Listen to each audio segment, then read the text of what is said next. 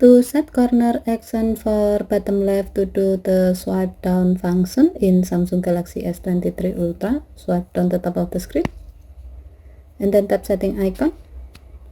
Scroll down the screen to find accessibility. Tap accessibility and then tap interaction and dexterity.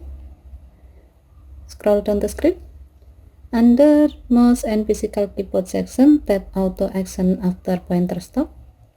Under corner action section, tap bottom left. Scroll down the screen to the bottom and then tap the gray on option next to swipe down to enable this option.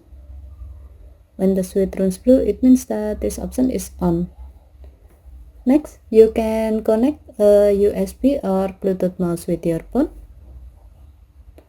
Once done connecting, now go to the screen where you can do a swipe down function.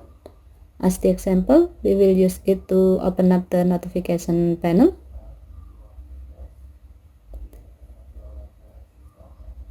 To do so, hover and stop your mouse pointer on the bottom left corner of the screen and then bring the pointer to an empty area on the top of the screen to swipe it down and open the notification panel.